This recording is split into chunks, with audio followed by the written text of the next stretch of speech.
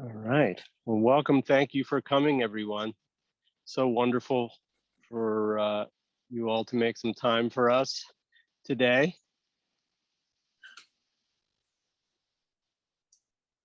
It is now 5:30, and so we're going to do the normal Zoom wait thing.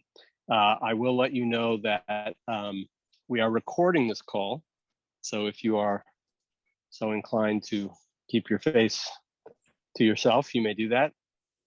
I'll explain why I am in the place that I am in just a moment. It's thematic, for sure. Hello, Alex. Welcome. I'm wearing my Beam shirt, if you can see. Oh, hi, Maya. Yes. Hi, Alex. All right.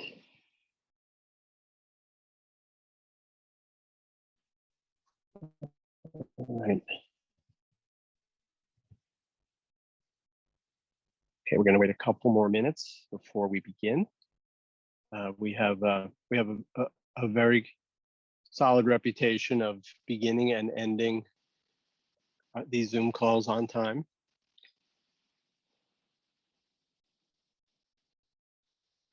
So we can guarantee you that if you have the timer on the oven set for 6:30, you will be able to attend to it.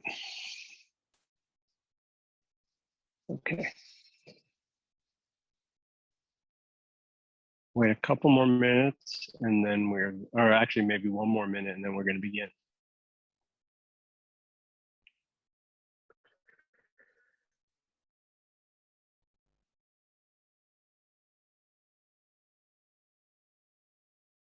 Lucas, are you coming to camp? I think next year, yeah. Oh, okay, got it. Cool. All right. Okay, so let's oh, a couple more folks coming in. Excellent, nice. All right, well, let us begin. Welcome all. Thank you for sharing a little bit of your Wednesday evening with us. As I said, we will end promptly at 6:30, except if there's like exceptional enthusiasm for questions. My name is Brian Cohen. I'm executive director and co-founder of Beam Center. And I am standing right now in New Hampshire under an eave of one of our cabins at Beam Camp. Beam Camp is where Beam Center started, and it's where we started working with big thinkers, artists, designers, architects, engineers, sculptors, to help them realize their big projects with the help of hundreds of young people and Beam staff. It was a little idea that my co-founder Danny Kahn and I had for addressing a need we thought young people would have to have experiences of authentic collaboration and to learn what goes behind the perfection of the interfaces that they were being raised through, and to understand, most importantly, how their big ideas can come to life. And so this evening we have three of those big thinkers with us, and who will talk to you and talk to each other. And I'm going to introduce one of them who will be acting as the moderator this evening. His name is Alan Riley. Alan started working with us at Beam Camp in, I believe, the summer of 2007. He can correct me if I'm wrong. He showed up at camp with a bag of stuffed animals. And he said that his project for the year would be to make a barbarian movie. And he did, and it was epic. So Alan has been with Beam Center since then, and in many ways has come to be the intellectual archive and iterator of what it is to make projects at Beam. So I am going to hand it off to him and have him take you the rest of the way. Alan. Thanks, Brian. Hi, I'm Alan Riley. Yeah, so as Brian was saying, Beam started as a sleepaway camp. We have this practice of creating projects that involve the participants of lots of different people. And we've taken that practice of bringing together artists and educators and youth to create these spectacular projects into many different contexts at this point. So we make projects at camp, like Brian is describing. We also collaborate with educators in public schools in New York to create projects that happen inside of schools. And we also have taken the big project approach that Brian described, where we connect with an artist who has a big idea and then collaborate with them to adapt their idea to become like a collaborative community project for youth. And we brought that to New York City. And so today we are excited to chat with two of the artists who created two of our recent projects. We have, I'll be speaking with Shervone Neckles, and who designed the Beacon project, and Yi-Kin Zhu, who designed a universe and the new project Constellation, which we're going to be building on Governor's Island. Also, a universe is the 2021 Beam Camp project. So yeah, so yeah, I'm just really excited to learn more about both of your work. And how are you both doing this evening? I am well. It's very hot. I think originally the town hall was supposed to be in the Beam Center when it was planned like a month ago. I'm glad it's not, because I would have drove there and would have been really sweaty. But I'm good, and I have a fan in my apartment. So I'm good too. It is hot, but but all things considered, I'm doing well. It's been an interesting year, to say the least. And so to be here at this point celebrating a realized project feels like such a huge accomplishment. So I feel really grateful to be here to share and to connect with Yi around the next project, the next big project that's underway. Yeah, so I would love to just learn more about projects. I mean, it's very exciting to bring all of this into conversation in one place and just take a look at all of this beautiful work and kind of continue the sharing and celebration. We one of the like the principal design things that we always bring into these projects is making sure that we consider how the final product is shared and celebrated with both the people who created it and the community that gets to experience it. And so this conversation sort of is continuing that practice. So I'm kind of just excited about that as a thing that we do now too, of just continuing to talk about this work and find other ways of sharing it and celebrating it. So I know that both of you have brought some images that we can share and just kind of tell the story of this work. So maybe Shervone, if you'd like to share the story of Beacon. Yes, sure. All right, well, I hope everyone is doing well, and thanks so much for joining us this evening, especially after a long, hot day. So I am Shervone Neckles, and I am an interdisciplinary artist and the creator of Beacon, and really had the honor of working with the whole team at Beam Center and their fellows to realize this really meaningful project for me. So as I mentioned, I'm an interdisciplinary artist. I'm also an educator, community worker, and arts administrator. I'm actually based in Jamaica, Queens, New York right now, but was raised in Brooklyn. So again, having an affinity to Brooklyn. And it was great to be able to work with Beam because of their place. They kind of got me reconnected to my childhood stomping grounds. But so my work really draws inspiration from this kind of duality and transitional nature of my kind of Afro-Grenadian, Caribbean American identity. So a lot of my work is about weaving together my Afro-Caribbean values, aesthetics, and cultural expression, and then weaving that with my American identity and also just my deep-rooted interest in like nature, history, and the sciences. And so it's from that I'm then able to explore larger concepts of like ancestral memory and like self-defining identity narratives.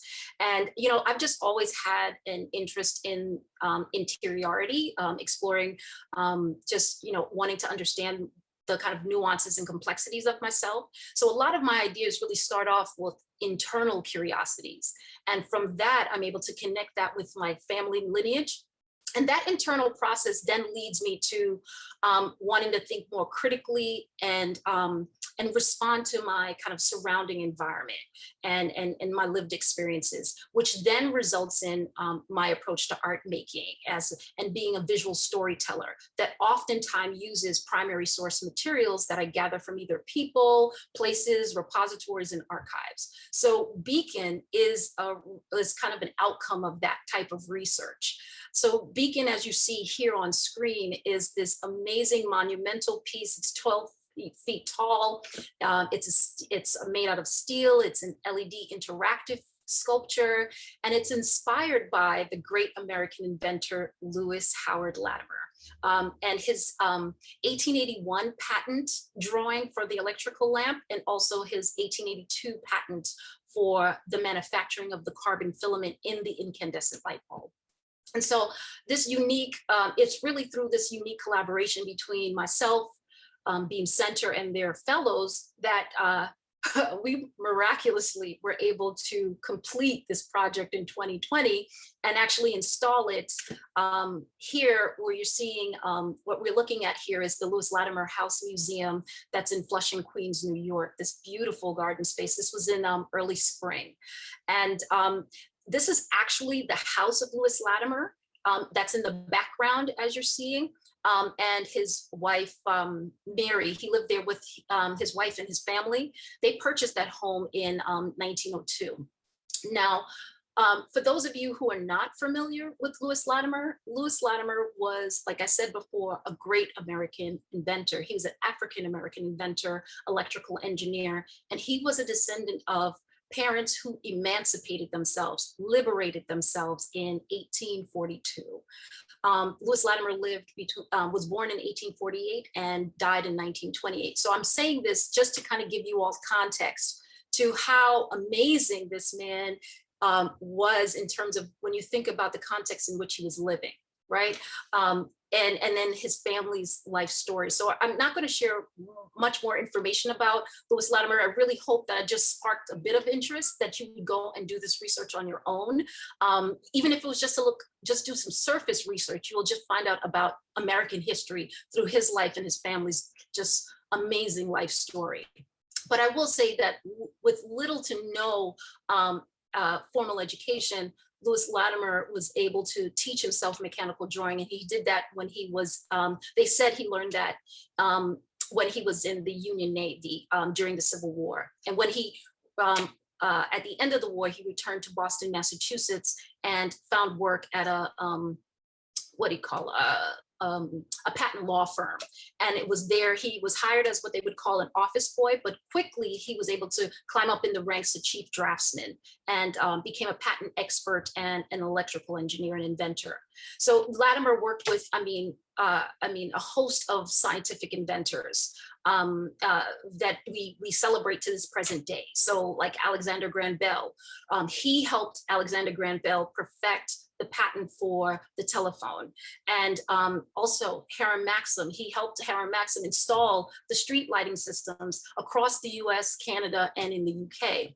And the same thing with Thomas Edison. He assisted Thomas Edison in perfecting his patent for the incandescent light bulb. And a few years later, he actually invented the carbon filament, which is what is celebrated in Beacon here. You're seeing all the fellows and Beam Center team members installing Beacon here, but it's that centerpiece. That's what we're celebrating. The invention of that filament is why we have the light bulb that we have today, where it's cost effective and it's in the homes of, you know, of across the globe. And it's because of what he was able to invent. And so, you know, we celebrate all these other inventors, and we wanted to create Beacon because he needed to be celebrated as well. And so Beacon really is a public art installation that just aims to illuminate the critical role that Louis Latimer contributed to the improvement of our material conditions. And so what's so beautiful about what we were able to do together, I'd also like to go to the next slide. Right. So one of the things that I think is so important to share about what we were able to do together is really capture the essence of Louis Latimer. We wanted this piece to be interactive. So depending on one's proximity or direct interaction with it, the piece actually illuminates and pulses and emits light. And it really speaks to Louis Latimer and his commitment to improving the lives of and the kind of material conditions, I should say, to not only for himself, but his family, and the Black community, as well as society. And so for this piece, when one stands near it and it illuminates, it's also about illuminating, you know, its immediate surroundings, but also the light within all of us. And I'll stop there and pass it to Yi. Wow, thank you, Shervone. Shervone, sorry. Yeah, the Louis Latimer House is a beautiful, amazing place. So if for those who haven't seen it yet or been there, definitely go check it out. And now I have a new reason to go check it out. So thank you, thank you, thank you. My name is Yikin Zhu. I'm also from New York. I was born in China, originally immigrated to Brooklyn, Sunset Park specifically, and then moved around for a number of years. I attended the Cooper Union and got my BFA in 2010. And then, 10 years later, I got my MFA at Yale University. And it's interesting how a lot of our experiences are pretty similar. I'm also interdisciplinary artist. I have a focus in painting. In my years as doing my MFA, I'm pivoting into more public arts. So this BEAM project is a really perfect way to do that. I'm also doing arts administration.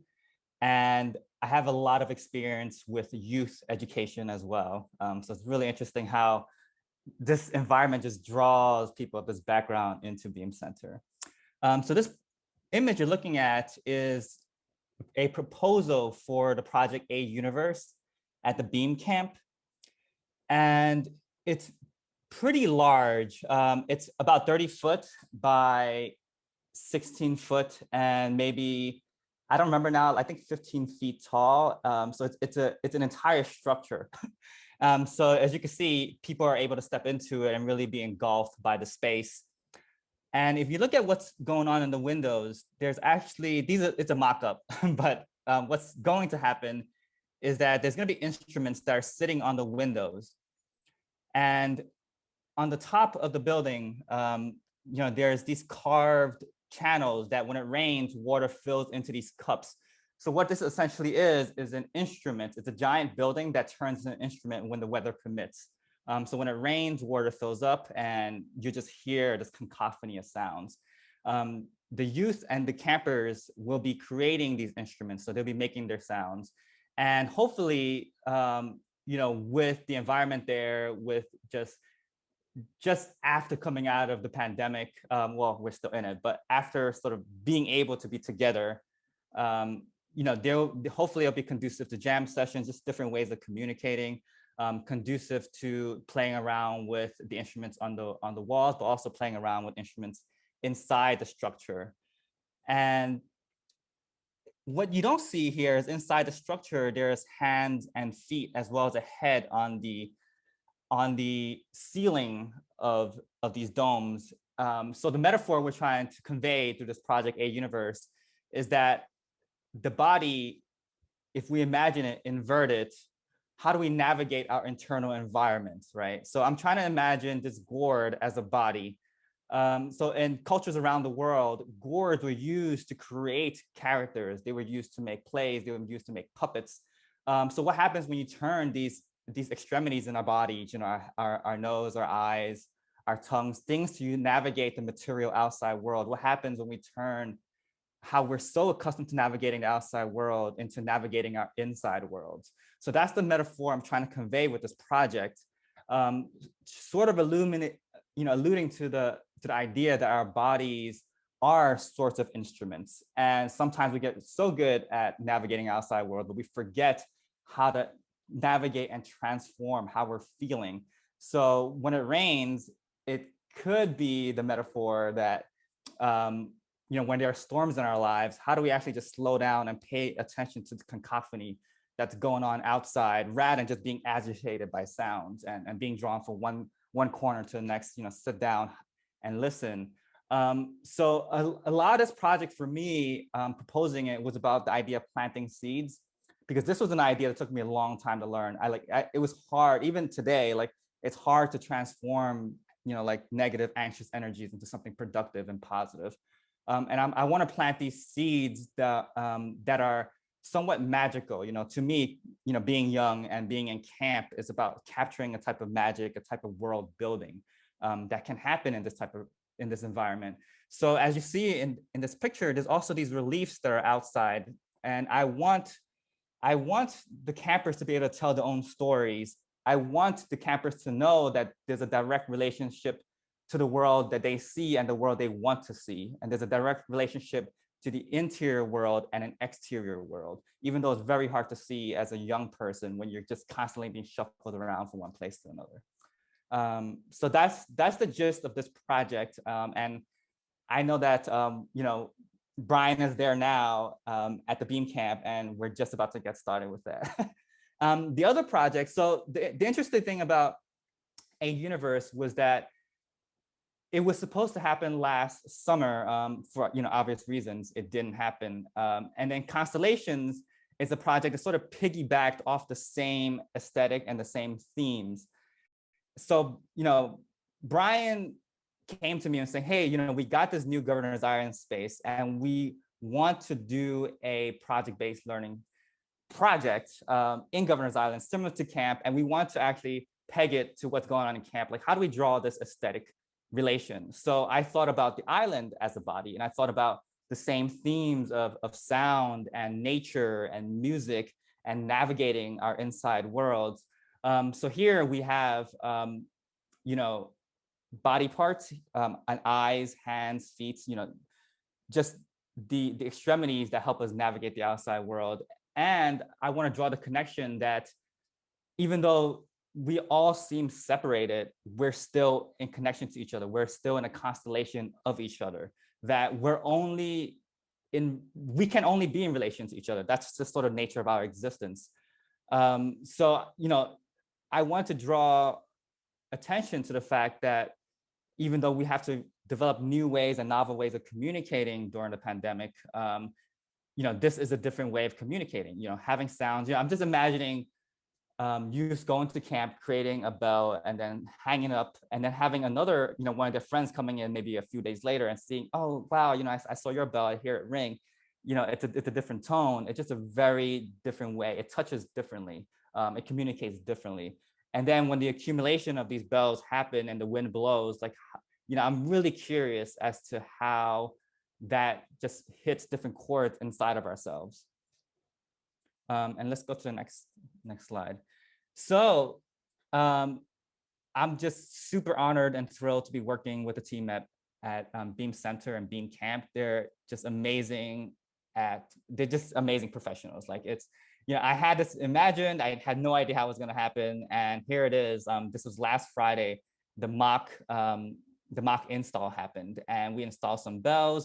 There was a light breeze. It was like, wow, it's just incredible to start seeing this come to life.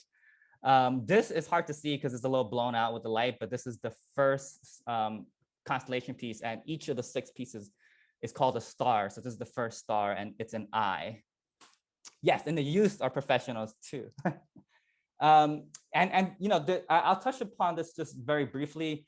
And there's hints of numerology and iconography from Taoism and my background in just sort of like folk Chinese religions. So the numbers of 6 and 8, they sort of repeat, and 16s. So these are part of the idea of navigating, the idea of creating blueprints, and the idea of just being in tune with repetitions and understanding that. I think that's the slides. It's this. Thank you for sharing. Thanks both of you for sharing this beautiful work. It's really exciting to see it all together, and to also to hear both of your descriptions of your approach to creating art and some of the motivations behind why you would want to create a large-scale public artwork in collaboration with youth. Yeah, in particular, I noticed that both of you are using language about interiority and exteriority, and kind of, there's something about translating your own sensitivities about, and perceptions of the history and science and other dimensions of the environment, and then translating that into something that youth can participate in realizing. And activating sensitivities within themselves. It's pretty amazing. So I kind of want to, okay, so I'm curious that now that we just heard this description of these 2 or 3 processes of these big projects, I'm curious to know how this kind of work, how has this collaboration with Beam Center impacted your practice as artists? Have these projects had an impact on this thinking that you just shared with us? And I guess maybe another way of saying the question is, are there specific things that you learned about those themes that you just brought up through creating this work? Maybe, yeah, Shervone. Yeah, sure. You know what? I just wanted to also respond to what you were saying earlier, Alan, about how Yi and I we're speaking a lot of the same language, very similar language about interiority and the external world. And one of the things too, I would say, especially for me and just my perspective on it, is that I'm really interested in activating senses. And I see that so much in Yi's project, because I'm just thinking about how memory is formed, especially as a child. It's through visceral responses and reactions, right? It's what fires up all the neurons. And usually what fires up all the neurons are the things that activate as many senses as possible. So I'm always thinking about those things when I'm making work. And that definitely came to mind when I was listening to Yi talk about his project and what he was thinking about. So I just wanted to respond to that, because that came to mind as you said that, Alan. In terms of like how this collaboration has really impacted the way I think about my own practice and going forward, it totally has. What it has done for me, and I really appreciate, is that one, it has reaffirmed for me this belief that I've always had about timing of things, and synergy and patience around things, and also the importance of waiting for it to identify the right partnership for especially really ambitious projects. Because I sat on Beacon for a while. I knew I was going to realize it, but I knew I did not have the capacity on my own to do it. And I knew it would take great partners who believed in what I was trying to realize here, recognizing this bigger than just making a piece of artwork and putting it out into the public, that this had so much to do with history, our history, American history, New York history. It's about recognizing, it's an act of remembering, right? It's a gesture of recognizing. And so, I needed folks who are on board and understood that to join me in this. It also has raised my standard. Like, this is a gold standard now. So now when it comes to collaboration, I need to see people really show me what they think collaboration is, because I knew it existed. I've had not many opportunities through all the different hats that I wear to see it work at its, when it works. And this was one of them when it worked. And so it's a gold standard now. And so when I'm collaborating, folks, I'm looking out, and I feel comfortable stepping away if it doesn't feel like it's the right synergy. The other is just the natural, it just felt natural, all the partnerships working cross-disciplinary, just kind of all gelled and worked together, and I've worked in so many other capacities where it felt forced, right? It just doesn't feel like, it feels like such a job to make it happen. But this one just kind of flowed. And again, it's just reaffirming that it is possible, to find the right partners, to collaborate with folks, and for folks to have a shared vision and alignment and understanding and communication. So. The synergy specialists.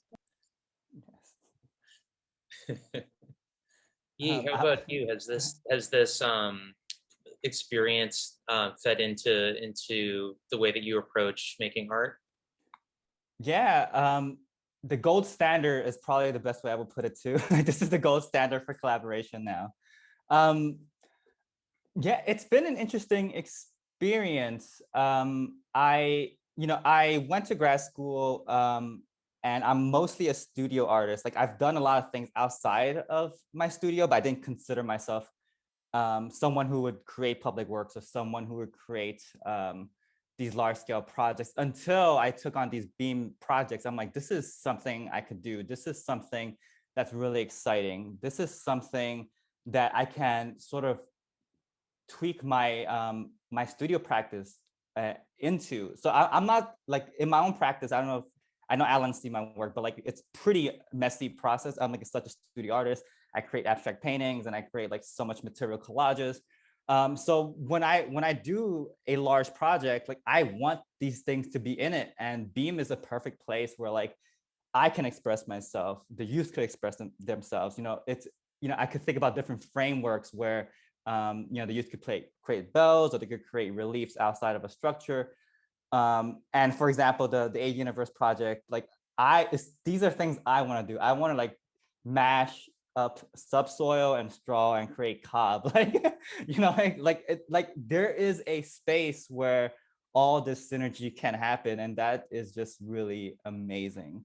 It's almost like harnessing the energy of the sun. Like all these kids are so enthusiastic, they want to make things, and they're excited to make things, and they have so much creative energy. Like they're ready and able and want to just contribute and also express themselves. And that's something that I've learned and gotten a lot from these two projects. Another thing I learned is, as when I was in grad school, I was pivoting towards larger projects in public works. I learned a lot about presentation making through watching Mitchell and the team create presentations and pitch to Governor's Island and pitch to other people. I was like, wow, this is really cool. Like, I'm constantly learning. I feel like a kid learning as well. And that's another thing. And one final point is to say that, they say like the best designs, the best designers, they design with and not design for the people who are going to be using it. So like, I just feel like I'm tapping into a different mindset of like, oh, like what would kids want kind of thing. And that's a really fun exercise, something that I don't get in the studio. I mean, I get it, but it's like in my own paintings, where it's like, it's hard to imagine this process outside of myself. And I see BEAM as a place that can do that. Mm-hmm. Jemima, I didn't know if you were gonna say something because you're unmuted, but I think that what both of you said is making me think about how this really is kind of this collaboration, making a big project with BEAM is really addressing, it does address a need that artists have, which is to have that kind of experience of collaboration and as art and like flow with other people, and to experience the nuances and the many meanings of the artwork, not just not just as a final product, but as the process and the depth of that, and sharing that with other people is very beautiful.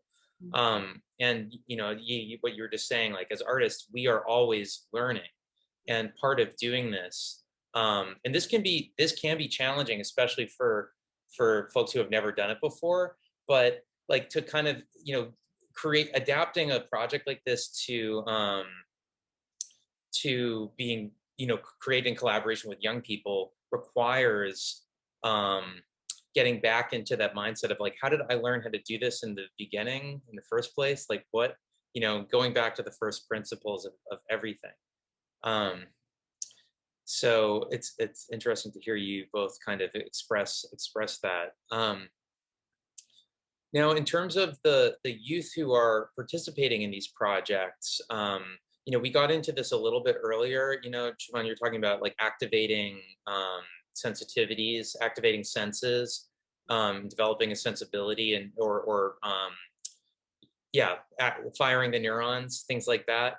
I'm curious to know if you have if there are things that you observed, young people, what young people are getting out of this collaboration as well. Yeah, I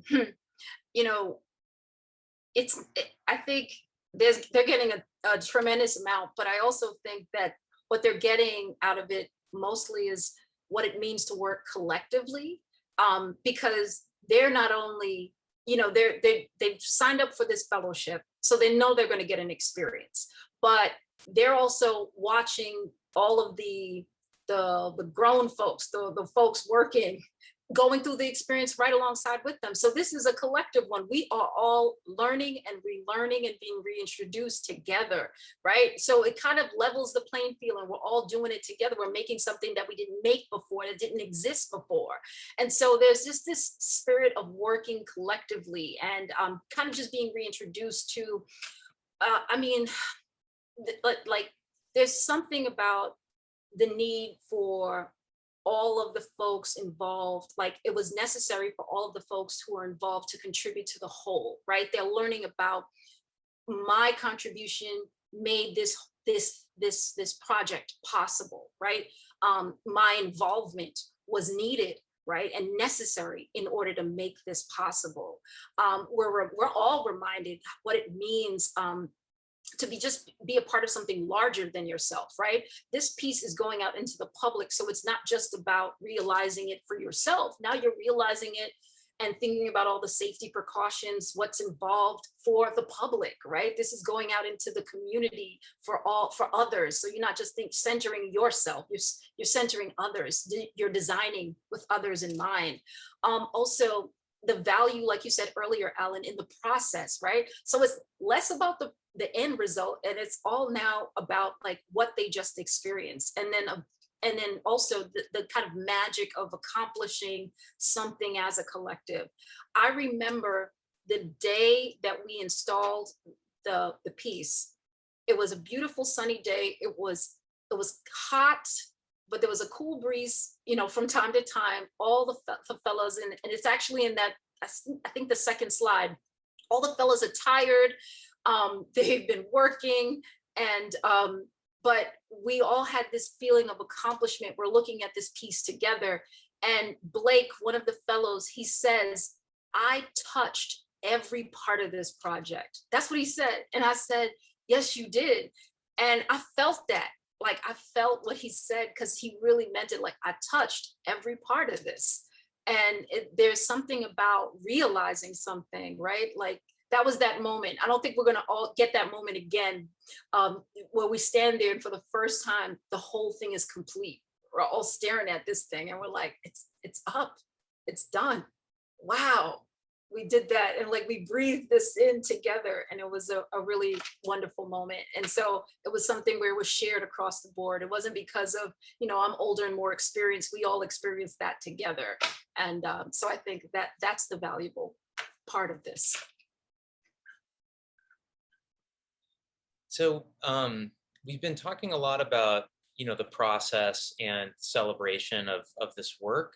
I'm also curious to know, it might be good to share how this all started, especially because, we're about to you know, we're getting ready to start thinking about like new projects, to, you know, and getting some new artists involved in this process of collaborating with young people. Yeah, I'm just curious about how you both met Beam Center. I can start this one off. Okay. I mean, it's a long story. It's like, you know, like how did my parents meet and where I come from, right? Like, so I'm gonna say, that it's a place that feels right and at home for me. So when I graduated Cooper in 2010, that's over a decade ago. Wow. That I was disillusioned from art making, and I didn't make art, and I started a shop called Culture Studio with my buddy, and we created these fine furnitures. And the idea was to have a shop space and have a studio space, but in order to keep the space afloat, we spent like 90% of the time just like creating designs for like startups and things like that. And we were passionate about it, and we had some pretty cool gigs. But ultimately, I decided I want to make art, and I wanted to be able to express myself, and I didn't know where to start. So I stopped working on the shop, and we were actually getting some traction at that point. Our final project was this huge order from Etsy headquarters, and if you go to Etsy headquarters, you'll see in Dumbo, the front desk is actually made by Culture Studio, like their reception desk. But I was like, no, this is not exactly what I want. So I just stopped doing that. I stopped trying to run a shop. I stopped trying to run a business in that sense, and just went back to basics. Like I just started making paper, and I looked at the Beam Center. I was like, this looks like a cool place where I could like experience different techniques, just explore my own art in a very low stakes way, but also in a high stakes way. It's like, because you're working with youth, and you're working with high schoolers or middle schoolers.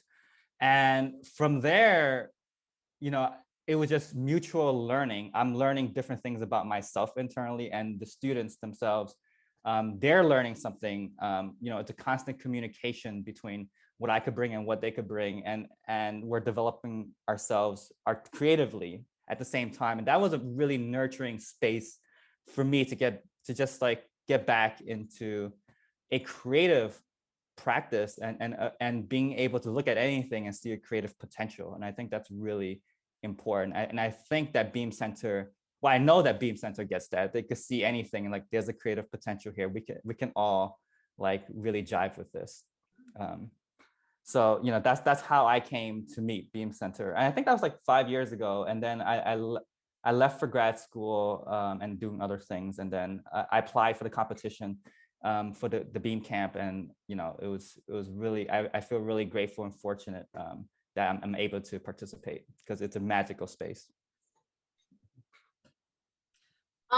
For me, it was pretty straightforward. I got this email from Cassie Brodas, the Beam Center Development and Camp Director, in the fall of 2019, and it was she wrote me introducing Beam Center, who they are, and this great project that they would like to invite me to submit a proposal for.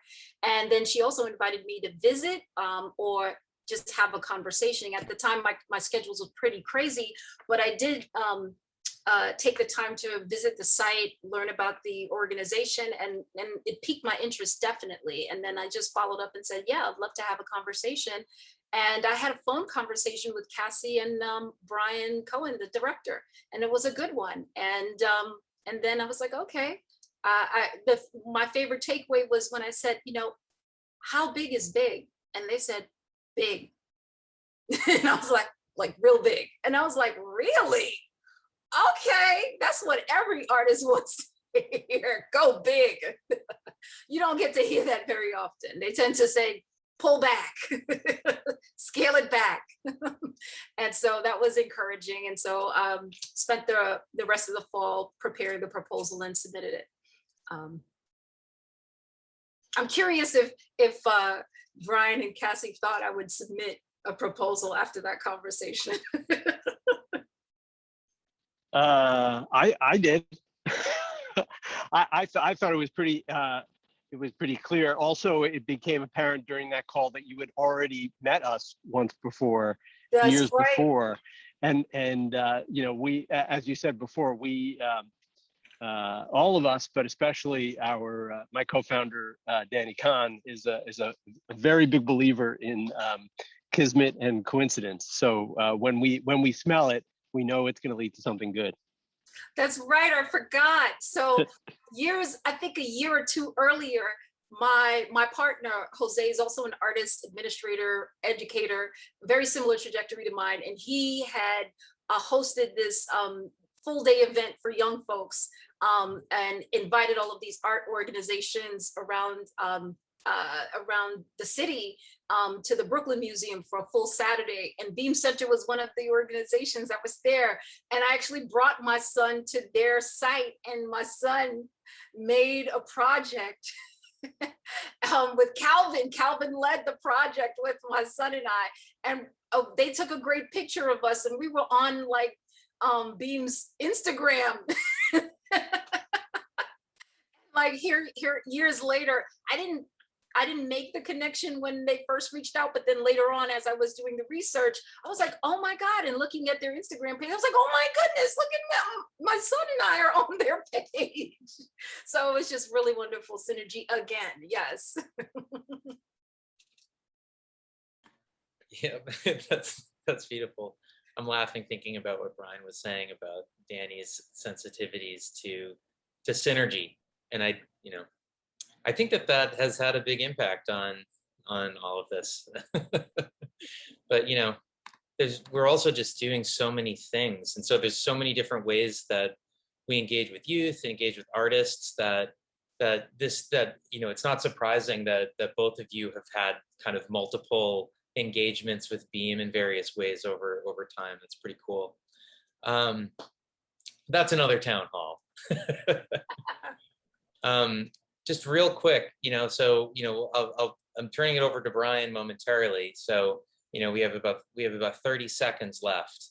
If either of you have a 30-second thought of, what you would like to see from Beam Center next, new projects, or just in general, like what would you like to see us do next?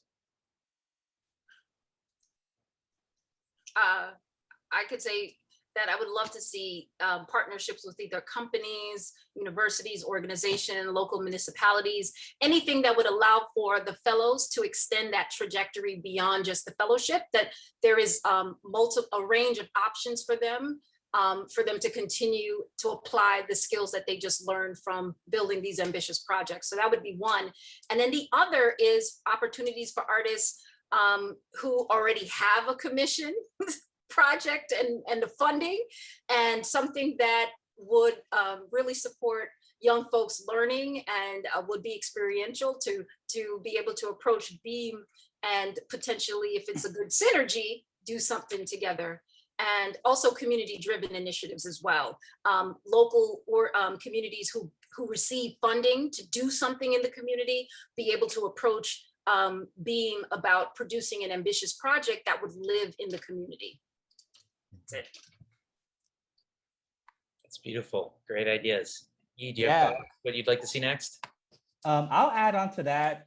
So if I were, in high school, I'm only in high school once, I'm only in junior high school once, I would want to do things that are only once in a lifetime. So I think that Beam and working with youth, it's a good reason to go to, like, let's say, oh, I want to get into this like anti-gravity spaceship or something. Like they might say yes, like, or like, hey, I want to go to the aquarium and do something with dolphins. They might say yes, just based on the premise of, Beam and his juice. So like once in a lifetime things that they'll carry with them, that would be really fun. Just like.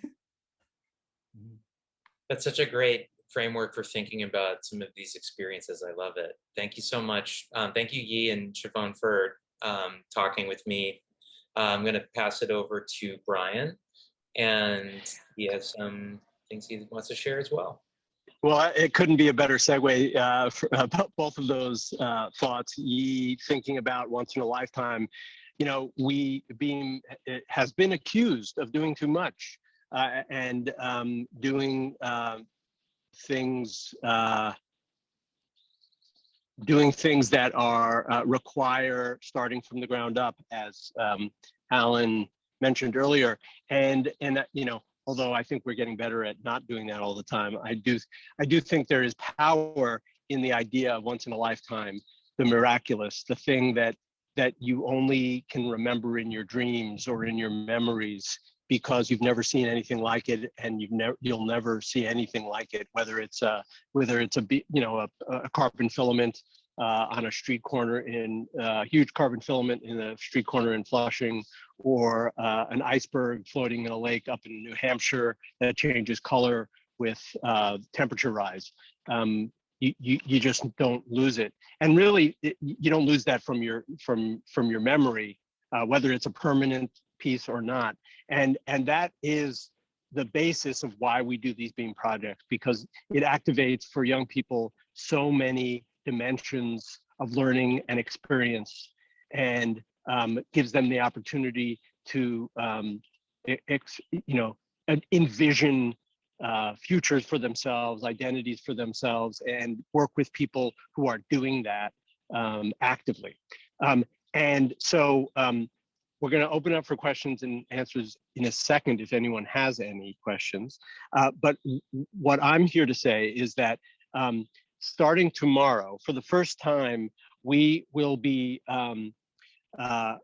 putting out a call for proposal for our entire 2022 season of projects. So in the past, we've released project calls based on the program that we needed them for. But Danny and I have always envisioned moving to a sort of a schedule where we are commissioning and solicit and implementing projects on a regular basis, on a seasonal basis. So starting tomorrow, we will open a call for proposal that will last through first week of September, I believe, for 3 projects in 2022. Our camp project here in New Hampshire, where I'm standing, our project for Governor's Island, and our what we call our NYC BEAM project, which in 2022 will be in the Bronx. So I encourage anyone who's on this call and to spread the word widely. We will follow up with the links to the proposal submission. We are excited to hear from anyone and everyone about their big ideas. So with that, I will ask, does anyone have any thoughts, comments, questions that they'd like to pose for panelists or the world?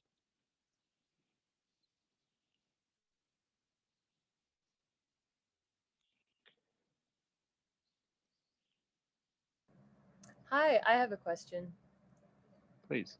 Hey, thank you both so much for your work. It is absolutely sacred and essential. I was really curious, how do you bring something that can be so elusive as an idea to materialize it and bring it to fruition?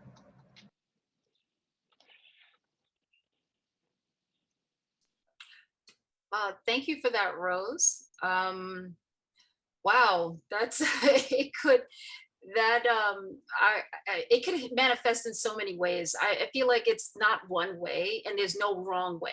I would say that it sometimes comes through what feels like the most visceral response at the time, whether that be performance or just an idea that just floated through your head and you just want to catch it down, so you write it on paper, or it manifests into a drawing, or it manifests into you trying to convince yourself to do it by having multiple conversations with folks who then encourage you to finally do it.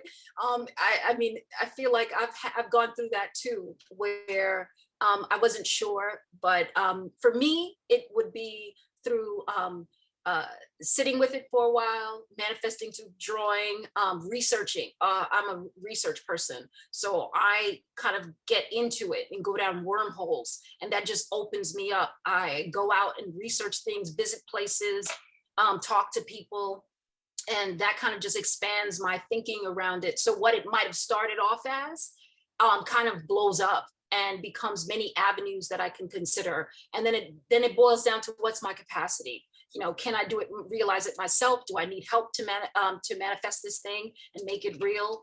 And then again, don't hesitate to sit on it for a while and let it kind of cook and marinate and strengthen. And then, or come back to it. I have a ton of projects I'm sitting on that I am waiting until I feel like it really is ready, or that I just need a partner to do. So, but the fact that you're having those ideas and reading things and doing things, that's exciting. So I encourage you to continue to do that. And I hope I answered your question. If not, I'm sure you will. Yeah, having an artist practice is really just is the key, you know.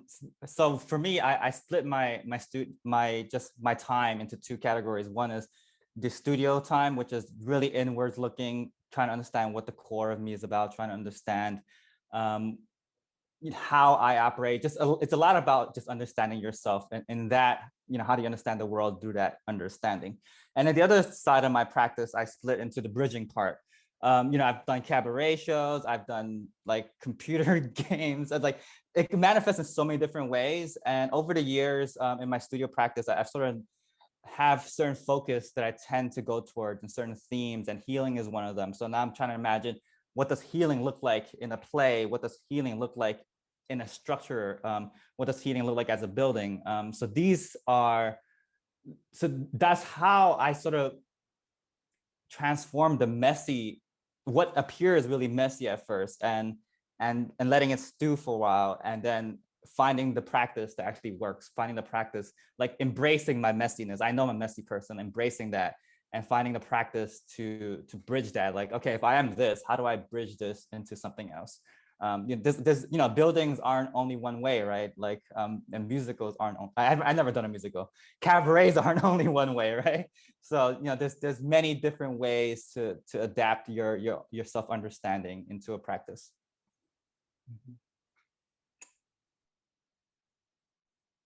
And Tony has their hand up.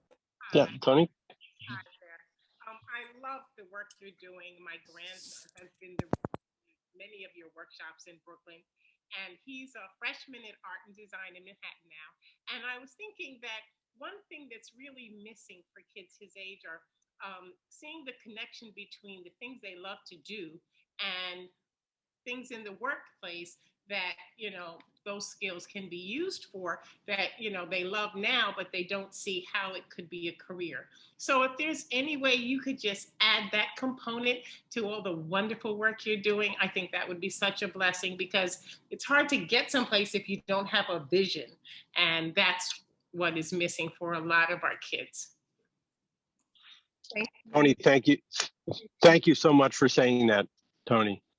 I think that you have just described our North Star, and all the many and various things that we've done and do with education, the education and youth development ecosystem and agencies in New York City has been sort of stumbling to find exactly the key to what you just said. How do you combine inspiration, aspiration, and you know, the potential for a thriving future, and we spend a lot of time talking about it and thinking about it and working on it with our partners who have come at it from many different angles, whether it's skill development or educational accomplishment. So thank you for saying that. Thank you. One thing I want to add to that is that community is so important. Skill sharing is so important. Collaboration is super important. And I'm a big believer in like apprenticeships and mentorship models. You know, that's a good way to learn. And I also believe, you know, I went through the New York City public school system, and I was not a great student. And and I always felt really bad about it because I always thought there was something wrong with me. I wasn't good at learning or something. But I think for me, the most profound lessons in life were learned outside of school, and some people learn in that way. I think we have to understand that, you know, whatever the standard that's created, it's only a bracket, and we have to explore ways that work for us. And it takes a little, you know, it's a little bit scary, but we can't assume that the standards are, in fact, we must assume that the standards are not going to work for a lot of people. So,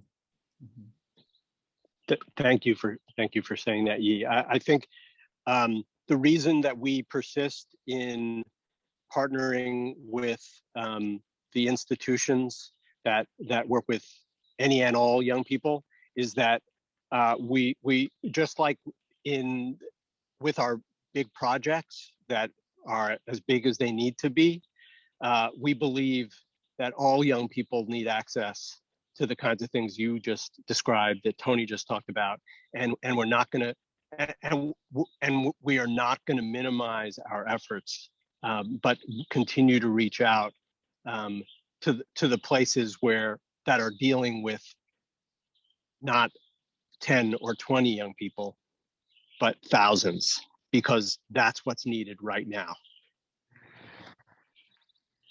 Anyway, I'll get off the soapbox. Any other questions before we wrap it up on time? Oh, we're a little over, sorry. Any final thoughts?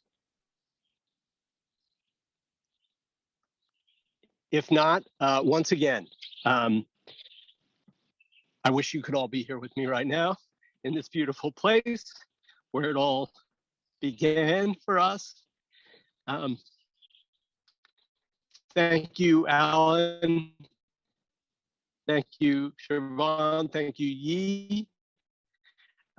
Thank you, Zaylee Lewis, who is behind the dark curtain as the host to our team in the communications area. Thanks all to you for being with us today, and please tell your friends who have big ideas that Beam Center wants to make them happen. Thank you, and have a good evening.